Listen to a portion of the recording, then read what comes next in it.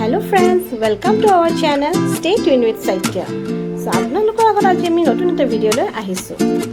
আজি আমি ওলালো যোৰহাটৰ বিখ্যাত বাবা ৰামদেৱ মন্দিৰলৈ বুলি। So আপোনালোকক দেখাই যাম আমাৰ আজি এই যাত্ৰা। So আমি পালোহি বাবা ৰামদেৱ মন্দিৰ। বাবা ৰামদেৱ মন্দিৰ 2022 চনৰ 22 জানুৱাৰীত প্ৰতিষ্ঠা কৰা হৈছিল। এয়া হৈছে পাৰ্কিং এৰিয়া আৰু ইয়াত ভক্তসকলে জোতা চেণ্ডেল ৰাখিব পাৰে। সো এয়াই হৈছে বাবা ৰামদেৱ মন্দিৰৰ এন্ট্ৰেন্স। সো আমি পালোহি সন্ধিয়া সময়ত আৰু সেইদিনা আছিলে গুৰু পূৰ্ণিমা। চাওকচোন ইমান ধুনীয়াকৈ মন্দিৰটো সজাই তুলিছে।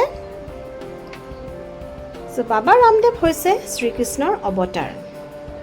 বেছিকৈ ৰাজস্থানত বাবা ৰামদেৱৰ মন্দিৰ দেখিব পোৱা যায়। আমি আহিছিলোঁ পিমি, লিচিনি, বাবু, মোৰ বা আৰু মোৰ এখেত। আমি মন্দিৰৰ ভিতৰলৈ গৈ আছোঁ। 14শ শতিকাৰ এজন মহাপুৰুষ আছিল বাবা ৰামদেৱ আৰু ভক্তসকলে তেওঁক শ্ৰীকৃষ্ণৰ অৱতাৰ বুলি বিশ্বাস কৰে। তেওঁক হিন্দু মুছলমান দুয়ো ধৰ্মৰ লোকে পূজে। হিন্দুসকলে বাবা ৰামদেৱ বুলি কয় আৰু মুছলমানসকলে তেওঁক ৰামশাহ পীৰ বুলি কয়।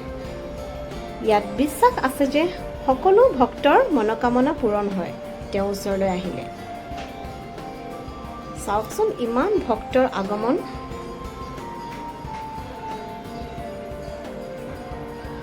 আৰু মন্দিৰটোৰ ইণ্টেৰিয়ৰটো বিৰাটেই ধুনীয়া।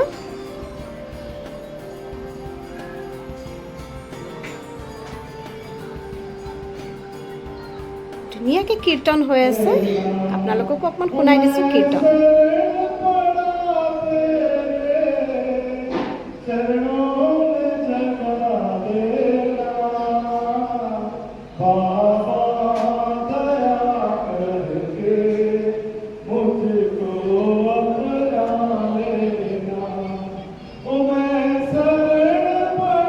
এই মন্দিৰত 10জন ষ্টাফ আছে।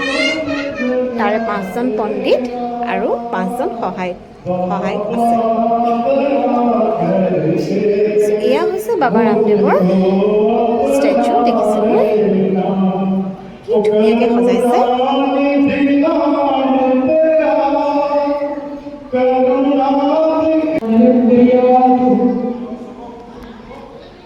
আমি সকলোৱে এনেকৈ পূজা কৰিলোঁ, তেওঁৰ আশীষ ল'লোঁ আৰু আমি নিৰ্মালি লৈছোঁ।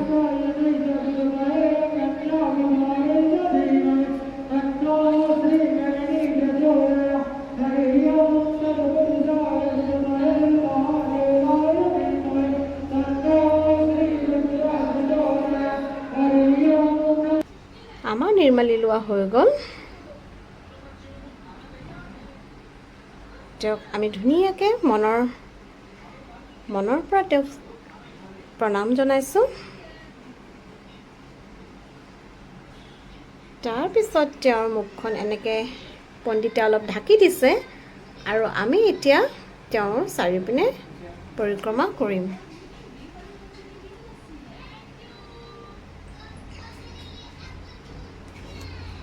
যোৰহাটতে যে ইমান ধুনীয়া মন্দিৰ এটা আছে আমি আগতে জনাই নাছিলোঁ। এবাৰহে যোৰহাট আহোঁতে বাইদেৱে কৈছে ব'লা ৰামদেৱ মন্দিৰলৈ লৈ যাওঁ তোমালোকক। চ' আমি ভবাই নাছিলোঁ যে যোৰহাটৰ পৰা 10 কিলোমিটাৰ দূৰত হাতীগড়ত যে ইমান ধুনীয়া এটা মন্দিৰ আছে। চ' আমাৰ ইয়াত আহি বিৰাটে ভাল লাগিলে। আৰু অসমতো যে ইমান ধুনীয়া মন্দিৰ আছে, আপোনালোকে যদি কেতিয়াবা যোৰহাটৰ পিনে যায় এই মন্দিৰলৈ নিশ্চয় এপাক আহিব। এয়া আমি পৰিক্ৰমা লৈ আছোঁ।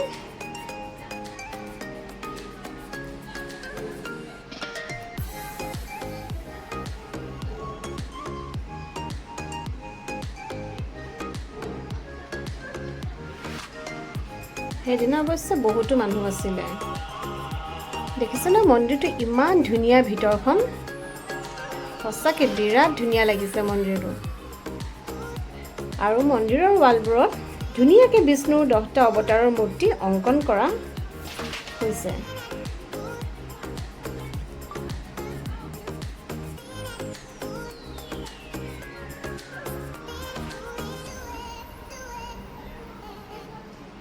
এখন এণ্ট্ৰেঞ্চৰ দৰ্জাখন চাওকচোন,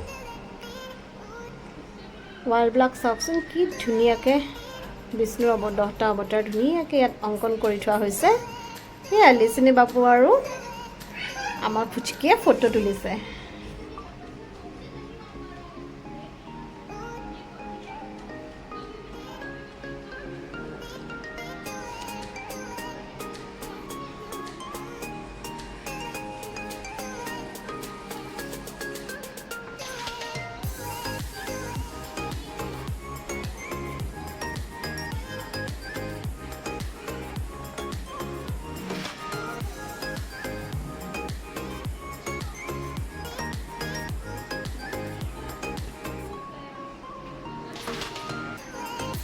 ইয়াত আহি সঁচাকৈ মনটো পবিত্ৰ লাগি গ'ল। ধুনীয়াকৈ আমি নাম কীৰ্তন শুনিলোঁ। তাৰপিছত আমি অকণমান ইয়াতে ফটো উঠি পেলাই আকৌ তললৈ বুলি নামি গ'লোঁ। চাওকচোন এবাৰ দেখাই দিছোঁ আপোনালোকক।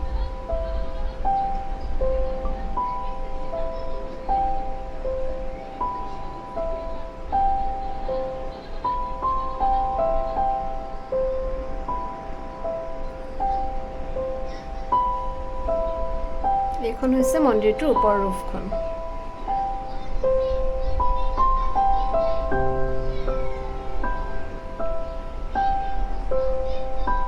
এইপিনে আছে টয়লেট। টয়লেটটো বেছ চাফা। তেওঁলোকে কিন্তু বাউণ্ডেৰীটো বিৰাট ধুনীয়াকৈ মেইনটেইন কৰি ৰাখিছে। ওৱা বিষ্ণুৰ শয়নসজ্জা বৰ সুন্দৰকৈ গঢ়ি তুলিছে। ৰ'ব আপোনালোকক ওচৰৰ পৰা দেখুৱাই দিছোঁ। এয়া হৈছে বিষ্ণুৰ শয়নসজ্জা, বৰ সুন্দৰকৈ গঢ়ি তুলিছে। চাওকচোন ইমান ভাল লাগিছে গৈ, একদম যেন জীৱিত যেন লাগি গৈছে।